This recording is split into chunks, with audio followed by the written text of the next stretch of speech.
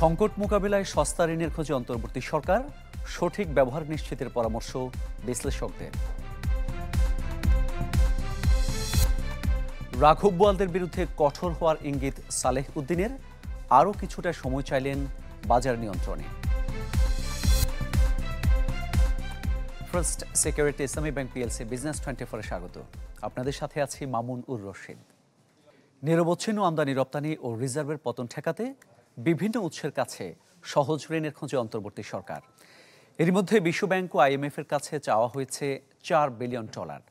প্রায় সমপরিমাণের আলোচনা চলছে এডিবি, জাইকা, আইডিবি সহ অন্যান্য উৎসের কাছেও। বিশেষজ্ঞরা মনে করছেন, অর্থের সঠিক ব্যবহার নিশ্চিত হলে সংকট কাটাতে কার্যকর ভূমিকা রাখবে এই ঋণ। আরও জানাচ্ছেন ইকবাল আহসান। দেশে ব্যবহৃত জ্বালানি তেলের প্রায় পুরোটাই মেটাতে হয় আমদানি করে। সেই সাথে 2018 থেকে এই তালিকায় যুক্ত হয় এলএনজি। ফলে বছরে বিপুল পরিমাণ অর্থ ব্যয় হয় এই ধরনের পেট্রোলিয়াম পণ্য কিনতে। বাংলাদেশ ব্যাংকের হিসাবে সবশেষ 2023-24 অর্থ বছরে যার পরিমাণ ছিল প্রায় $9 বিলিয়ন, কিন্তু বছর দুয়েক ধরে ডলারের সংকট দেখা দেওয়ায় বিদেশি বিভিন্ন উৎসের কাছে বকেয়া পড়ে গেছে মোটা অঙ্কের অর্থ। তাই এই কার্যক্রম নিরবিচ্ছিন্ন রাখতে বিশ্ব ব্যাংকের কাছে চাওয়া হয়েছে $1 বিলিয়ন নতুন ঋণ। বকেয়া পেমেন্ট করার জন্য আপনার ঋণ ছাড়া রিজার্ভ থেকে তো ডলারটা নিতে হবে, সেটা হলে রিজার্ভ কমে যাবে, আপনার ঝুঁকি বেড়ে যাবে। কাজে আমি যদি ঋণটা নিয়ে বকেয়াটা পেমেন্ট করি এবং তারপরে আমার জ্বালানি, গ্যাস এবং তেল এই সরবরাহে কোনো ঘাটতি না হয়, তাহলে তো ধরেন আমাদের ফ্যাক্টরিগুলো ঠিকমতো চলবে, সব অর্থনীতি সচল থাকবে। অন্তর্বর্তী সরকার দায়িত্ব নেওয়ার পর অর্থনৈতিক সংকট সামাল দিতে উদ্যোগ নেয় রিজার্ভের পতন ঠেকানোর। তাই আমদানি রপ্তানির ঘাটতি মেটাতে ডলারের বিকল্প উৎসের অনুসন্ধানে চলে জোর তৎপরতা। সেই ধারাবাহিকতায় চলমান $4.5 বিলিয়ন সাথে আরও $3 বিলিয়ন চাওয়া হয়েছে আইএমএফ এর কাছে। আলোচনা চলছে এডিবি, জাইকা, আইডিবি এবং এআইআইবি থেকে সহায়তা পাওয়ার। সব মিলিয়ে যেই অঙ্ক দাঁড়াচ্ছে প্রায় $8 বিলিয়ন। বিশ্লেষকদের মতে, সঠিক ব্যবহার নিশ্চিত হলে সংকট সামাল দিতে ভূমিকা রাখবে নতুন ঋণ সহায়তা। পাকিস্তানকে ঋণ দিতে যত অসুবিধা, শ্রীলঙ্কাকে দিতে যত অসুবিধা, বাংলাদেশে সে প্রশ্নই ওঠে না। সো পাকিস্তানকে $7 বিলিয়ন দিয়েছে, আমাদেরকে $4.7 বিলিয়ন দিচ্ছে কেন? সেটা হচ্ছে তারা নেগোশিয়েট করতে পারছে। তো আমাদের এখন নেগোসিয়েশনের জন্য যারা যারা উপরে আছেন ওনারা সবই জানুলো। আমি যদি একটা শক্তিশালী সংস্কার কর্মসূচি করি, যেটা অর্থনীতির বর্তমানে যেই বিস্ফোরাগুলি আছে সেগুলোর চিকিৎসায় কাজে দিবে, তাহলে তো আপনার ওই উৎপাদনশীলতার সমস্যাটা সেখানে থাকে না, ইকোনমির প্রোডাক্টিভিটি বাড়বে এবং সেই ক্ষেত্রে ঋণ পরিশোধটা কোনো বোঝা হয়ে দাঁড়ায় না। বর্তমানে বাংলাদেশের মোট বিদেশি ঋণ $100 বিলিয়ন, যেখানে রাষ্ট্রীয় দায় $72 বিলিয়ন। ইকবাল আহসান, চ্যানেল 24, ঢাকা। আর্থিক কেলেঙ্কারির সাথে জড়িত রাঘব বোয়ালদের বিরুদ্ধে কঠোর হওয়ার ঘোষণা দিলেন অর্থ উপদেষ্টা ডক্টর সালেহ উদ্দিন আহমেদ। রাজধানীতে এক অনুষ্ঠান শেষে সাংবাদিকদের জানান, বাজারে সিন্ডিকেট ও চাঁদাবাজি বন্ধে আরও কিছুটা সময় দরকার। এ সময় দ্রুত শিল্পাঞ্চলের সংকট সমাধানের আশা প্রকাশ করেন তিনি। বাজেট সংকোচন, ব্যাংক খাত সহ অর্থনৈতিক সংস্কারে একের পর এক কাজ করছে অন্তর্বর্তী সরকার। সেই প্রক্রিয়ার অংশ হিসেবে বিআইজিএম কর্মকর্তাদের সাথে বৈঠক করেন অর্থ উপদেষ্টা। সাংবাদিকদের প্রশ্নের জবাবে তিনি বলেন, আরও খানিকটা সময় লাগবে বাজার ও সিন্ডিকেট চাঁদাবাজি বন্ধে। এ সময় শিল্পাঞ্চলের অস্থিরতা কাটাতে দ্রুতই পদক্ষেপের কথাও জানান তিনি। বাজারে তো আমরা মনিটর করতে বলেছি, খুব শক্তভাবে মনিটর করবে। চাঁদাবাজের ব্যাপারটা আমরা ডিসিদের কাছে বলেছি, আর কিন্তু একটা কথা, ডোন্ট রক দ্য বোট, নৌকা একেবারে নাড়িয়ে দিবেন না, আমিও পড়ে যাবো, আপনার সবাই পড়ে যাবে। আমরা আস্তে আস্তে করে আইডেন্টিফাই করে নিচ্ছি আমরা, যে ওদের সাথে কথাবার্তা, শ্রমিকদের, মালিকদের সাথে কথাবার্তা হচ্ছে, বলছে, এবং এখানে কিন্তু অন্যান্য কত রাজনৈতিক দলও কিন্তু ওরা সহযোগিতা করছে আপনাদের। সালেহ উদ্দিন আহমেদ বলেন, অনিয়মের সাথে জড়িত সকল রাঘব বোয়ালদের যথাযথ প্রক্রিয়া মেনেই আইনের আওতায় আনা হবে।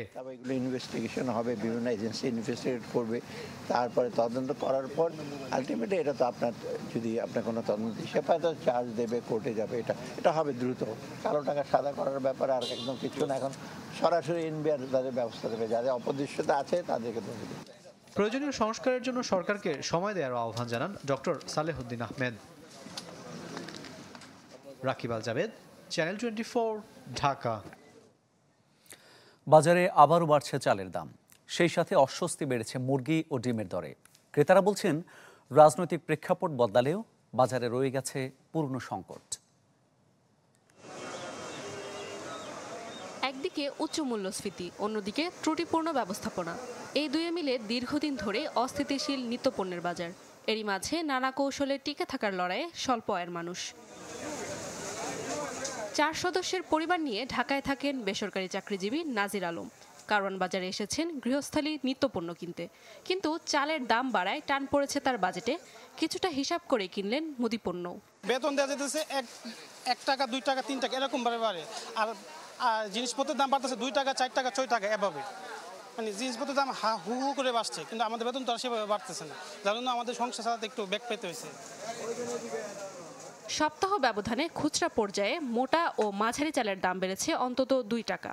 পুরনো দরে বিক্রি হচ্ছে সব ধরনের ডাল, আলু, পেঁয়াজ, রসুন ও আদা। ক্রেতাদের দাবি মিলছে না আয়ের সঙ্গে ব্যয়ের হিসাব। সবকিছু দাম বাড়ে, ঘর ভাড়া বাড়ে, সবকিছু বাড়ে, বেতন যখন বাড়ে না ওই টাকার মধ্যে দিয়ে আমাদের চলতে হয়, তখন জীবনযাত্রার মান আগের চেয়ে একটু কমে, অবশ্যই কমতেছে। খাওয়ার যতটুকু দরকার অতটুকু ধরেন তো কিনতে হবে, কারণ আমার 60 দিনের মধ্যে আমার চলতে হবে। যে মিনিকেট চাল ছিল আপনার 65 আর 70, 28 চাল ছিল 55 58, এখন 62 টাকা কেজিতে 5 টাকা বাড়ছে, মোটা চালেও 5 টাকা বাড়ছে। সরবরাহ ভালো আছে, চাউলের দাম বেশি। এদিকে আবারও ঊর্ধ্বমুখী মুরগি ও ডিমের দর। এবার অজুহাত সরবরাহ সংকট, তবে আগের দরেই মিলছে গরু ও খাসির মাংস। বন্যার কারণে জীবন বাঁচাবার লাগে মনে করেন বিক্রি করে লাইছে, ওই জন্য একটু কম আছে। এখন আস্তে আস্তে পানি কমতেছে, এখন খামারগুলা খালি মুরগির ক্রাইসিস পড়তেছে। এটা উৎপাদন করে আসলে মনে হয় আবার কমার লক্ষণ আছে। 45 টাকা ছিল গত সপ্তাহে, এই সপ্তাহে 150 টাকা। কেন বাড়ছে? মাল পাওয়া যাইতেছে, মাল আছে, তো দামটা বাড়ার কারণটা বলতে পারতেছি না। দাম ওঠানামার মধ্যে চলছে কাঁচা শাকসবজির বাজার। নাদিয়া ইসলাম তুলি, চ্যানেল 24, ঢাকা। সপ্তাহ ব্যবধানে দেশের প্রধান পুঁজিবাজার ঢাকা স্টক এক্সচেঞ্জ ডিএসসির বাজার মূলধন কমেছে 7,000 কোটি টাকা। দৈনিক গড় লেনদেন সামান্য বাড়লেও কমেছে সূচক ও বেশিরভাগ শেয়ারের দামও। পুঁজিবাজার বিশ্লেষকরা বলছেন, দামের ওঠানামা বাজারের সাধারণ চিত্র। উদ্বিগ্ন না হয়ে আস্থা আর বিনিয়োগ বাড়াতে দিতে হবে জোর নজর। সেপ্টেম্বরের প্রথম সপ্তাহে খুব একটা ইতিবাচক ধারা ছিল না দেশের প্রধান পুঁজিবাজার ঢাকা স্টক এক্সচেঞ্জ ডিএসসিতে। দৈনিক গড় লেনদেন কিছুটা বাড়লেও কমেছে সূচক ও শেয়ারের দর। বাজার বিশ্লেষণে দেখা যায়, এর আগের সপ্তাহের চেয়ে বাজার মূলধন কমেছে 1%। সপ্তাহের প্রথম কার্যদিবসে 6,99,581 কোটি টাকায় শুরু হওয়া বাজার সপ্তাহের শেষে দাঁড়িয়েছে 6,92,431 কোটি টাকায়। তবে দিনের গড় লেনদেন 0.25% বেড়ে হয়েছে 3,994 কোটি টাকা। সপ্তাহ ব্যবধানে লেনদেন বেড়েছে 824 কোটি টাকা। ইন্ডেক্স বাড়বে, ইন্ডেক্স কমবে, বাজারের মূলধন বাড়বে, মূলধন কমবে, এটাই বাজার। এটা নিয়ে আসলে চিন্তিত হওয়ার কিছু নাই। আমাদের বাজার এখন যা আছে এইভাবে যদি চলে, আর যদি বাজারে কোনো লিকেজ না তৈরি হয়, তাহলে বাজার এখান থেকে ভালো হবে। বিনিয়োগকারীদের জন্য আসলে মূল যে মেসেজটা, সেটি হলো তারা যেন কখনোই কোনো গার্বেজ গুলোতে বিনিয়োগ না করেন। গার্বেজে যদি বিনিয়োগ না করেন, তাহলে তাদের আসলে পুঁজি হারানোর ভয়টা অনেক কম। সপ্তাহ জুড়ে ডিএসসির সূচকেও ছিল নিম্নমুখী ধারা। প্রধান সূচক ডিএসইএক্স 76 পয়েন্ট কমে দাঁড়িয়েছে 5,728 পয়েন্টে। আগের সপ্তাহের তুলনায় কমেছে 1% বেশি। ডিএসসিতে মোট লেনদেন হওয়া শেয়ার ও মিউচুয়াল ফান্ডের সংখ্যা 395টি।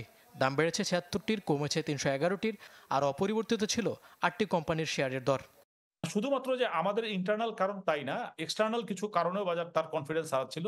এই কনফিডেন্স লেভেল নিচে নামতে নামতে আসলে বাজারটা তাই হয়েছে। ফরেন রিজার্ভ যদি বাড়ে, আমাদের ইন্টারেস্ট রেট যদি আবার এখন যে বাড়তিটা আছে সেটি যদি কমে, আমাদের ইনফ্লেশন যদি একটু কমে, বাজারে আমরা যদি ভালো কিছু প্রোডাক্ট ইন্ট্রোডিউস করতে পারি, এগুলো সবকিছু যদি আমরা দিতে পারি, তাহলে যদি বাজারে আবার একটু কনফিডেন্স তৈরি হয়, বাজারে আবার বিনিয়োগকারী আসবে। খাতভিত্তিক লেনদেনের শীর্ষে ছিল বিভিন্ন ব্যাংকের শেয়ার। মোট লেনদেনের 17.5% ছিল এই খাতের দখলে। মইনুল হাসান, চ্যানেল 24, ঢাকা। আরব আমিরাত থেকে দেশে ফিরলেন ক্ষমা পাওয়া সেই 57 বাংলাদেশের 3 জন। এছাড়া আরও 8 জন ফিরেছেন যারা মাঠে ছিলেন ছাত্র আন্দোলনের সমর্থনে। হযরত শাহজালাল আন্তর্জাতিক বিমানবন্দরে নেমে সাংবাদিকদের সাথে কথা বলছেন তারা। আমরা সরাসরি চলে যাচ্ছি সেখানে।